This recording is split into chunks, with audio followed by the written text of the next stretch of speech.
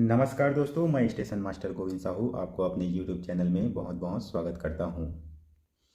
दोस्तों, ये मेरा व्हाट्सएप नंबर है। इसमें आप डायरेक्टली किसी भी क्वेश्चन को मुझसे पूछ सकते हैं। जैसे किसी क्वेश्चन का सॉल्यूशन आपसे नहीं बन रहा है तो इस व्हाट्सएप पे मुझे फ़ोटो भेजिए, मैं उसका सॉल्यूशन अगले वीडियो में दूंगा।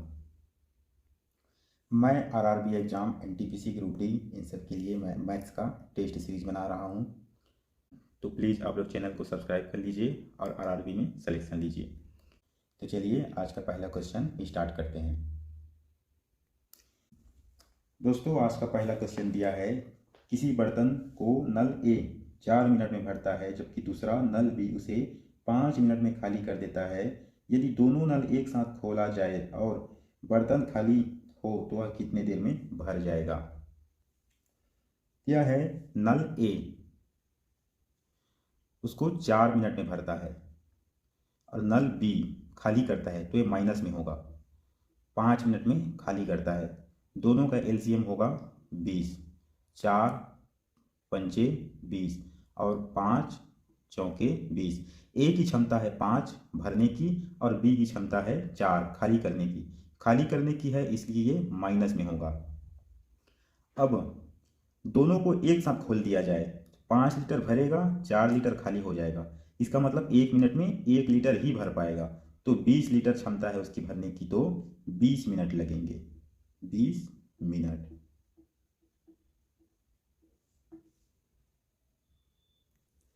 चलिए देखते हैं आज का दूसरा क्वेश्चन। किसी वर्ग की परिमिति एक ऐसे आयताकार के बराबर है जिसकी लंबाई 48 मीटर है और उसकी चौड़ाई की 3 गुनी है। वर्ग का क्षेत्रफल क्या होगा। देखो दिया है, वर्ग का परिमिति होता है 4a और ये आयताकार आयताकार के बराबर है, तो 2l प्लस b।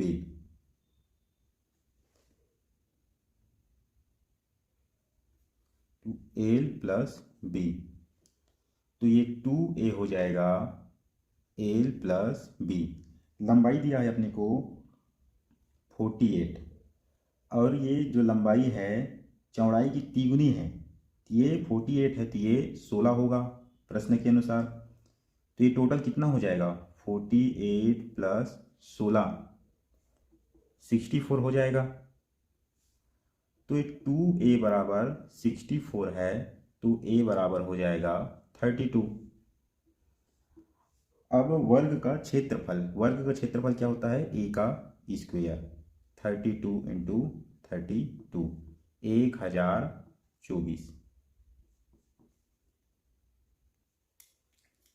आज का तीसरा सवाल है, यादव और विनय की वर्तमान आयु का अंतर 24 वर्ष है और उनकी आयु का अनुपात 3:7 है। उनकी वर्तमान आयु का योग क्या होगा। देखो, उनकी आयु का अनुपात दिया है 3:7, उनकी आयु में अंतर है 24। तो इसको हम लिख सकते हैं कि 7x माइनस 3x बराबर 24। तो यहाँ से 4x बराबर 24, तो x बराबर 6 आ जाएगा। अब यहाँ से हम ये निकाल सकते हैं उनकी वर्तमान आयु, तो 7 छक्के 7x हो जाएगा 42 और ये 3x हो जाएगा 18। इन दोनों की वर्तमान आयु निकाल लिए, 42 एंड 18। इनको वर्तमान आयु का योग चाहिए, 42 प्लस 18 तो 60 हो जाएगा। आज का चौथा सवाल रहेगा, एक वस्तु को 1169 रुपये में बेचने पर उसके क्रय मूल्य पर 40% का मुनाफा कमा लिया। वस्तु का क्रय मूल्य क्या है। देखो, इस टॉपिक को मैं इतने आसान तरीके से समझाया हूँ, हमें सिर्फ एक ही चीज़ याद रखना है। अगर 100% है तो फिर वो बराबर है, 100 से ज़्यादा है तो फिर मुनाफा है, 100 से कम है तो हानि है। इसमें दिया है 140%, मतलब 40% का मुनाफा कमा लिया 1169 के बेचने पर, तो हम इसको 140% ही तो कह सकते हैं। 1169, जो 1169 है ये 140% है उसका खुद का क्रय मूल्य प्लस 40% का मुनाफा। 40% मुनाफा कमाने के बाद ही 1169 पे बेचा है। तो देखो 140 अगर इतना है तो हमें 100% पे लाना है इसको बस। तो ये 1169 140 नीचे आ जाएगा और ये 100 का गुणा है तो यहाँ 100 का गुणा फिर से कर दिया जाएगा। देखो एक जीरो से एक जीरो हट गया, 14 अट्ठे 112, 116 में 112, 4 बच गया यहाँ पर, यहाँ 4 बचा, ये 9 है, 49 यहाँ 49 बचा है, 14 तिया 42, 7 बच गया, यहाँ 7 बचा हुआ है, 10 यहाँ पर है मतलब 110 यहाँ पर है, टोटल 70 बचा है तो 14 पंचे 70। तो 140% अगर 1169 है तो 100% हो जाएगा 835। तो जो 100% है वही तो उसका क्रय मूल्य है। अगर 100 से नीचे हो जाएगा तो हानि हो जाएगा, 100 है तो बराबर है, 100 से ऊपर है तो प्रॉफिट है। 835। सिर्फ एक ही चीज़ याद रखना है कि अपने को 100% में लेके आना है। देखो आज का 5वां सवाल है, किसी वस्तु को 270 में बेचने पर 12.5% का लाभ होता है तो क्रय मूल्य क्या है। ये पिछले सवाल जैसा ही है। देखो 270 में बेचा गया 12.5% लाभ कमाकर, 100 प्लस 12.5, 12.5 इसमें इंक्लूड है 270 में, तो इसको हम लिख सकते हैं 112.5% है 270, 112.5% है 270, तो ये 100% ही तो निकालना है हमें। तो ये 112.5 है, ये नीचे आ जाएगा। 100% अगर हम निकालेंगे 270, 112.5 और ये 100। इसको सिंपल से लिखने के लिए मैं लिख के बताता हूँ। देखो ये नीचे आ जाएगा तो इसको हम 112.5, यहाँ नीचे आ गया तो कुछ नहीं बचा। अब ये 1 बराबर हो गया 200, कुछ नहीं है मतलब 1 है तो 112.5। अब इसमें हम 100 का गुणा करेंगे, ये 1% है, अब इसमें हम 100 का गुणा कर देंगे दोनों साइड, अब ये 100% बन गया। तो ये 270 और ये 112.5, इसलिए यहाँ पर फिर से 100 आ गया। ये 112.5 है, ये पॉइंट में है, अगर कटाते नहीं बनेगा तो इसको डबल कर दीजिए। 112.5 को 225 लिख दीजिए, पॉइंट हट जाएगा 225 और यहाँ पर 2 का गुणा कर दीजिए, हो गया। फिर आगे देखते हैं, ये 270 गुणित 2 540, गुणित इधर 100 है, इधर क्या नीचे 225। देखो 25 चौके 100, 25 निया 225, 9 छक्के 54, ये 60 बचा और ये 4, ये 60 ये 4, कितना हो गया 240। 112.5 12.5% इंक्लूड होके इतना था 270, तो हमें सिर्फ 100% निकालना है, तो यही 100% उसका कॉस्ट प्राइस है। नेक्स्ट क्वेश्चन है, किसी त्रिभुज के तीनों कोणों का अनुपात 1:2:3 है तो सबसे बड़े कोण का मान क्या होगा। हम जानते हैं कि इसमें दिया है कि 1:2:3 दिया है, तो हम जानते हैं कि त्रिभुज के तीनों कोणों का योग 180 होता है। तो ये 1x और ये 2x और ये 3x को अगर जोड़ देंगे तो 180 होगा। तो ये 6x जो है 180 है, तो ये x कितना होगा 30 होगा, x 30 हो गया। तो यही तो सबसे बड़ा कोण है, जो 3 ये सबसे छोटा होगा, ये सबसे बड़ा कोण होगा। x का मतलब 30 है तो 3x बराबर हो गया 90, तो यही सबसे बड़ा कोण है। देखो आज का 7वां सवाल है कि 999 का स्क्वायर माइनस 998 का स्क्वायर क्या होगा। हम वो वाला फार्मूला पढ़े ही हैं कि ए स्क्वायर माइनस बी स्क्वायर बराबर एक ए प्लस बी हो जाता है और एक ए माइनस बी हो जाता है। तो इसको हम लिख देंगे कि 999 प्लस में हो जाएगा 998 और एक हो जाएगा 999 माइनस 998। यहाँ पर क्या बचेगा, यहाँ एक बचेगा। देखिए ये 1000 में एक कम है, 1000 में दो कम है, टोटल 3 कम है 2000 में। तो ऑप्शन ये आ जाएगा 1997। ये तो 1 है, यही उत्तर है 1997, ऑप्शन सी। नेक्स्ट क्वेश्चन है, एक आदमी 6 किलोमीटर की दूरी को 4 किलोमीटर प्रति घंटे के हिसाब से और 4 किलोमीटर दूरी को 3 किलोमीटर प्रति घंटे के हिसाब से चलता है, तो औसत चाल पूछा गया है। देखो इसमें पहले 6 किलोमीटर की दूरी को तय करने में कितने की स्पीड से गया है, 4 किलोमीटर पर आवर की स्पीड से गया है। तो 6 किलोमीटर तय करने में कितना समय लगेगा, 3/2, 1.5 घंटा, 3/2 लिखेंगे उसको। और 3 किलोमीटर प्रति घंटे से 3 किलोमीटर की स्पीड से चलता है 4 किलोमीटर की दूरी को। ये जो 4 किलोमीटर की दूरी है उसको 3 की स्पीड से चलता है। तो इसमें क्या आएगा, इसमें समय कितना लगेगा, 4/3 घंटा। अब कुल दूरी कितना है इसके पास, कुल दूरी 6 4 10, कुल दूरी हो गया 6 + 4 10। और कुल समय कितना लगा, 3/2 यहाँ लगा है और प्लस 4/3 यहाँ लगा है। तो कितना हो गया ये, 3 तिया 9 और 4 दूनी 8, 3 दूनी 6, तो 9 8 17/6। अब इसमें औसत चाल पूछा गया है। औसत चाल होता है कुल दूरी बटे कुल समय। अब इसमें औसत चाल, औसत चाल, इसमें कुल दूरी कितना है, 10 किलोमीटर और कुल समय 17/6।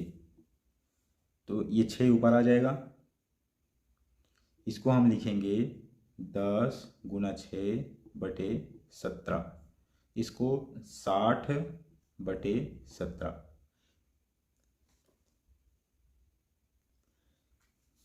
ये अनुचित भिन्न है, इसको बदल देंगे उचित भिन्न में। 17 तिया 51, 9 बचा 17, तो इसको हम लिखेंगे 3 सही 9/17, ऑप्शन बी। आज का 9वां सवाल, किसी वस्तु का क्रय मूल्य 7,840 रुपये है, मतलब ये 100% है 7,840, तो 7% लाभ पर उसका विक्रय मूल्य क्या होगा, 107% निकालना है। तो मैं किसी सवाल को प्रॉपर उसके फार्मूले में बिठाओ तब सॉल्व करो ऐसा नहीं करता, डायरेक्ट 100% है 107% निकालना है। हमारा एक ही इस प्रॉफिट लॉस पे एक ही सिद्धांत है, एक ही फार्मूला है मेरा। अगर 100% है तब वो बराबर है, 100 से ऊपर है तब लाभ में है, 100 से नीचे है तब हानि में है। यहाँ 100% बराबर दिया है 7,840, 107% निकालना है। तो हम ये जो CP है 7,840, हम इसका 7% निकाल लेते हैं। पहले हम 7% निकाल लेते हैं, यहीं पर डायरेक्ट। एग्जाम में उतना टाइम नहीं मिलता कि proper system step by step लिखो। 7/100 ये कट गया, इसका कैलकुलेशन करेंगे। 7 चौके 28, 7 अट्ठे 56, 7 सत्ते 49, यहाँ पर आ जाएगा 8, ये 6 2 8, ये 9 5 14 के 4 हासिल 1, ये हासिल 1 5, एक नीचे 0 है तो यहाँ पॉइंट लग जाएगा। अब ये 548.8 यही 7% है, तो हमें सेलिंग प्राइस बताना है। तो ये सेलिंग प्राइस क्या होता है, कॉस्ट प्राइस प्लस प्रॉफिट। इसी सेलिंग प्राइस को इसमें जोड़ के बेच दीजिए, मिल जाएगा। इसको बेचना रहेगा हमें 7 8 540 प्लस 548.8। इसको यहाँ जोड़ दीजिए, यहीं रख के जोड़ देते हैं 548.8। नीचे क्या आ जाएगा, ये 8 आ जाएगा, नीचे 8 आ जाएगा, 4 और 4 8 आ जाएगा, 8 5 13, हासिल 1 8, 1 दशमलव यहाँ पर है, 8,388.8 रुपये। यही अपना सेलिंग प्राइस है, ऑप्शन ए। आज का अगला और 10वां सवाल है, दो पाइप यदि एक टंकी को क्रमशः 10 मिनट और 30 मिनट में भर सकते हैं और एक नल टंकी को 20 मिनट में खाली कर सकता है, यदि तीनों एक साथ खोल दिया जाए तो टंकी को भरने में कितना समय लगेगा। देखो यहाँ दिया है कि 10 मिनट में भर सकता है और एक 30 मिनट में भर सकता है। इसको हम ए मान लेते हैं, इसको हम बी मान लेते हैं, और एक 20 मिनट में खाली करता है, ये सी मान लेते हैं। खाली करता है इसलिए माइनस में लिख लिए। इन तीनों का एलसीएम हो जाएगा 60।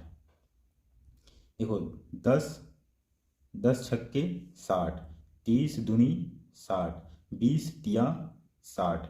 इसकी ए की क्षमता है, अगर मान लो 60 लीटर भरने की पूरी कैपेसिटी है टंकी की, तो ए की क्षमता है 6 लीटर भरने की, बी की क्षमता है 2 लीटर भरने की, और ये माइनस में आएगा क्योंकि खाली कर रहा है, और सी की क्षमता है 3 लीटर खाली करने की। तो तीनों को हम एक साथ खोल देंगे, ये तो भरेंगे, ये खाली करता रहेगा, तो ये 6 तो 8 में 3 गया तो 5, तो देखो 5 12, 5 लीटर भरेगा, तीनों एक साथ खोल देंगे तो 5 लीटर भरेगा 1 मिनट में। तो टोटल 60 लीटर अपने को भरना रहेगा, तो 12 मिनट लगेंगे।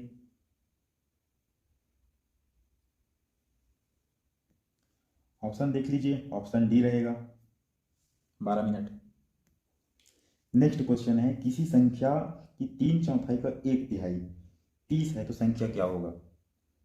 बोला है 3/4, मान लो संख्या x है, माना वह संख्या x है, तो उस x का 3/4 का 1/3, प्रश्न के अनुसार हम इसको जमा दिए, जो कि 30 है, तो x क्या होगा, ये 3 पहले ही कर जाएगा, x क्या होगा, 4 उधर चला जाएगा, 30 120, संख्या 120 होगा, ऑप्शन सी।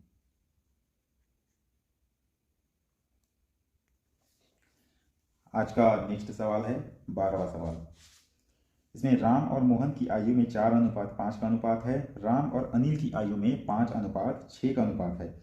यदि तीनों की आयु का योग 69 वर्ष हो तो मोहन की आयु कितनी है। क्वेश्चन में दिया गया है कि ये जो राम का अनुपात और मोहन, राम का हम लिखेंगे 4, मोहन का लिखेंगे 5, अनुपात में है। राम और अनिल, ये राम और अनिल, राम का लिखा है यहाँ पर 5, अनिल का लिखा है 6।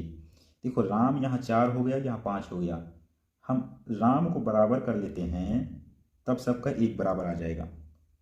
राम का बराबर करने के लिए इसमें हम 5 का गुणा करेंगे, इसमें हम 4 का गुणा करेंगे, अब बराबर आ जाएगा। ये हो जाएगा 20, ये हो जाएगा 25, ये हो जाएगा 20, ये हो जाएगा 24। देखो राम, मोहन, अनिल, राम का कितना है 20, मोहन का क्या निकल कर आया 25, और अनिल का 24, ये अनुपात में है। अब तीनों के आयु का योग 69 दिया है, अगर इनको जोड़ने से 69 आ जाता है तो यही उनकी एक्चुअल आयु होगी। जोड़ के देख लेते हैं, 25 और 24 49 हो गया, और 20 69 सही है, तो यही उसकी सही आयु है, राइट आयु है। तो इसमें पूछा क्या है, मोहन की आयु 25 वर्ष, क्या रहेगा, ऑप्शन डी, यही तो है। 10 सेकंड भी नहीं लगा इसको बनाने में। सबसे पहले तीनों का अनुपात बराबर होना चाहिए, राम यहाँ पर और यहाँ पर दोनों एक जगह बराबर होगा, तभी बाकी हम निकाल सकते हैं। नेक्स्ट क्वेश्चन दिया है, एक तौलिया जिसका क्षेत्रफल 100 वर्ग सेंटीमीटर है को धुलाई करने पर लंबाई 20% और चौड़ाई 10% घट जाती है, तो तौलिया के क्षेत्रफल में कितनी कमी आई। देखो हमें इस क्वेश्चन से ये नहीं पता चल रहा है कि तौलिया रेक्टेंगल है या स्क्वायर, लेकिन क्वेश्चन से ही पता कर पाएंगे कि जो 100 वर्ग सेंटीमीटर है इससे हमें पता चलेगा कि तौलिया स्क्वायर है। साफ तौर पर नहीं लिखा है स्क्वायर है, लेकिन 100 वर्ग सेंटीमीटर स्क्वायर है। तो तौलिया का क्षेत्रफल हो गया, क्षेत्रफल है 100 वर्ग सेंटीमीटर। तो स्क्वायर क्या होता है, लंबाई गुणित चौड़ाई, यही ना होता है। तो इसमें हम 20% की कमी आ गई तो ये 8 हो गया, इसमें 10% की कमी आ गई तो ये 9 हो गया, तो अब हो गया 72। इसमें कमी कितने की आई, 28। 28 कम हो गया, तो 20% इसमें 10% इसमें, टोटल ये 100 माइनस 28% उसके क्षेत्रफल में कमी आ गई। Option B. देखो नेक्स्ट क्वेश्चन दिया है, इसके लिए हम एक फार्मूला पढ़े हैं कि ए क्यूब माइनस बी क्यूब बराबर होता है ए माइनस बी। दूसरे कोष्टक में होगा A square plus A B plus B का स्क्वायर। इसको हम इसके नीचे ला के बैठा देते हैं, तो ए माइनस बी ये जो है उस पर क्या होगा, A cube minus B cube बटे A square plus A B plus B का स्क्वायर। अब क्वेश्चन में यही चीज़ दिया है,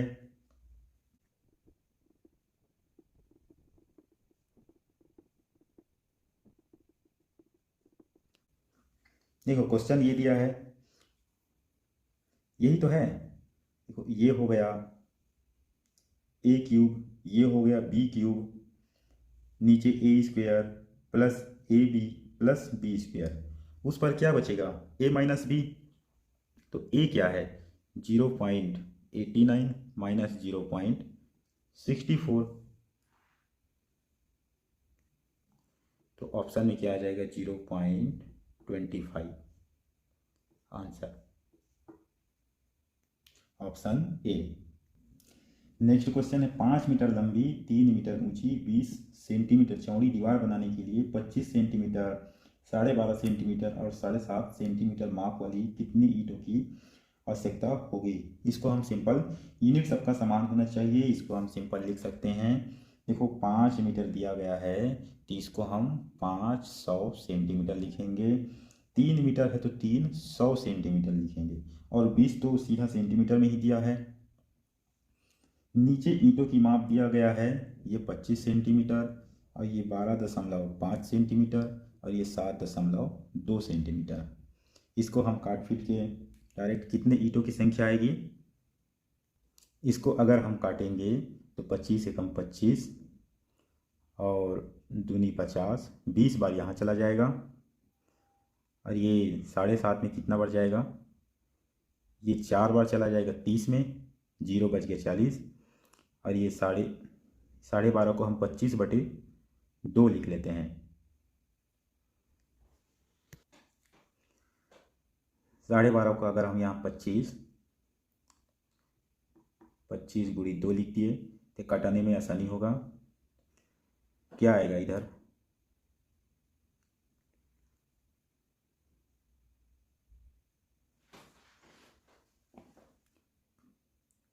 5 पंचे 25, 5 चौके 20, 5 एकम 5 चौके 20 आ जाएगा इधर 40, 4 गुणित 40 गुणित 4 गुणित 2, 4 चौक 16 चौक 64 दूनी 128, एक 0 है, 1280 ईंटों की आवश्यकता होगी।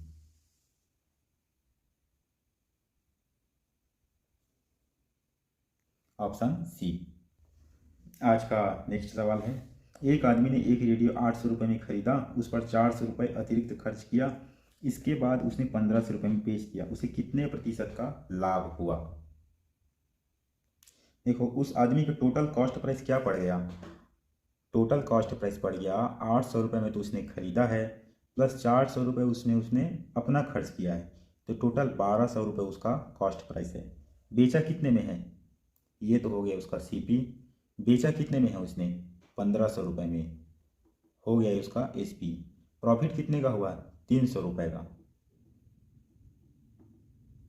प्रॉफिट हो गया उसका, 300 रुपये का। तो उसका लाभ का परसेंटेज हो गया यही 300 रुपये उसका प्रॉफिट है उसके कॉस्ट प्राइस पे। तो कितना हो गया ये, 1/4, 25%, 25% का प्रॉफिट है, ऑप्शन सी। क्वेश्चन है एक संख्या और संख्या की 2/5 के बीच 30 का अंतर है, तो संख्या बताएं। देखो एक संख्या है, मान लो x है, और संख्या x के 2/5 के बीच 30 का अंतर है, तो x क्या होगा, यहाँ x हो जाएगा 1 - 2/5, ये ब्रैकेट में आएगा, बराबर 30, 5 एकम 5 में 2 गया 3/5, x 3/5 बराबर 30 है, x बराबर 30, 5/3, इस 3 से इस 3 कट जाएगा, आप आंसर आ जाएगा 50, ऑप्शन ए। नेक्स्ट सवाल है एक काम को 26 आदमी 17 दिनों में पूरा कर सकते हैं, 13 दिनों में काम पूरा करने के लिए कितने लोगों की आवश्यकता होगी। काम को 26 आदमी 17 दिनों में पूरा कर सकते हैं, तो उसी काम को 13 आदमी कितने दिनों में पूरा करेगा। 26 आदमी 17 दिन, सेम काम को 13 दिन में पूरा करने के लिए कितने आदमी चाहिए। तो सिंपल से है, एक्स का मान निकाल लीजिए, तो 13 दूनी 26, देखो 13 एकम 13 दूनी 26, 17 दूनी 34, एक्स बराबर 34। हमें 34 आदमी चाहिए 13 दिन में काम खत्म करने के लिए। नेक्स्ट सवाल है 225 और 250 के मध्य किसी साधारण सम संख्या को 11 से भाग देने पर शेषफल 2 निकलता है, तो संख्या क्या है। सिंपल, ऑप्शन से ही चेक कर लीजिए, सिंपल है, 11 से भाग देने पर शेषफल 2 निकलता है, 225 और 250। देखो 11 गुणित 20 होता है 220, 225 से 250 तक हमें चाहिए, तो 11 गुणित 21 होता है 231, और 11 गुणित 22 होता है 242। तो यही देखो यही दो है 250 और 225 के मध्य में। ऑप्शन में क्या दिख रहा है, इसमें 2 जोड़ना रहेगा अपने को, 2 शेष बचाने के लिए 2 जोड़ के ऑप्शन ढूंढना है। 2 3 3 ऑप्शन में नहीं है, 2 4 4 ऑप्शन में है, यही होगा ऑप्शन बी। नेक्स्ट सवाल रहेगा 6 का स्क्वायर इंटू 3 का स्क्वायर डिवाइडेड बाई 2 का पावर 5। इसको हम लिखेंगे, 6 को लिखेंगे 3 गुणित 2 का होल स्क्वायर, इसको 3 का स्क्वायर, नीचे 2 की पावर 5 है, तो ये जो 3 का स्क्वायर हो जाएगा और यहाँ 2 का भी स्क्वायर हो जाएगा, और ये 3 का स्क्वायर यहाँ 2 की पावर 5, 3 का पावर 2 2 4 हो जाएगा, 3 का पावर 4, और ये 2 देखो 2 की पावर 5 है, ऊपर 2 है, तो इसमें 2 कम हो जाएगा, तो 2 की पावर 3, यही इसका सरल रूप है, ऑप्शन रहेगा सी।